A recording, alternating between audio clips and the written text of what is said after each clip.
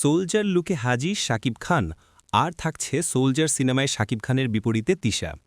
নতুন সিনেমার শুটিংয়ে অংশ নিয়েছেন শাকিব খান, যেটির নাম সোলজার। কিছুদিন আগেই অন্তর্জালে এসেছিল সিনেমাটির অ্যানাউন্সমেন্ট গ্লিম্পস, যা নিয়ে দর্শকদের উন্মাদনাও ছিল বেশ। আজ শুক্রবার সকালে শাকিব খানকে দেখা গেল এক অচেনা অবতারে, যা নিয়ে ভক্তদের মধ্যে নতুন করে উন্মাদনা তৈরি হয়েছে। এদিন নিজের ফেসবুক পেজে সিনেমাটির নতুন পোস্টার প্রকাশ করেন শাকিব খান। সঙ্গে একটি বার্তা দিয়ে তিনি লিখেছেন, your soldier at your service, অর্থাৎ আপনার সৈনিক আপনার সেবায়।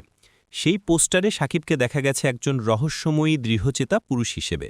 তার ঠোঁটের ওপরে থাকা মোটা গোপ এবং চোখে মুখে এক ধরনের তীক্ষ্ণ অভিব্যক্তি, সব মিলিয়ে লুকটি একদমই চিরচেনা শাকিব খানের থেকে আলাদা। স্বাভাবিকভাবেই ছবিটি নিয়ে ভক্তদের মাঝে উন্মাদনা ছড়িয়েছে। নতুন এই ঝলকেও তার ব্যতিক্রম ঘটল না। তারকারা থেকে শুরু করে সাধারণ ভক্ত অনুরাগীরা মন্তব্যের ঘরে তাদের উচ্ছ্বাস প্রকাশ করেছেন। শাকিব ফাহাদ পরিচালিত সোলজারে শাকিব খানের বিপরীতে অভিনয় করছেন তানজিন তিশা।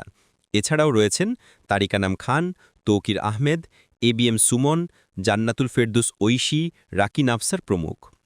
এদিকে ঢালিউড সুপারস্টার শাকিব খান অভিনীত নতুন সিনেমার সোলজারে নায়িকা চরিত্রে অভিনয় করছেন জনপ্রিয় মডেল ও অভিনেত্রী তানজিন তিশা।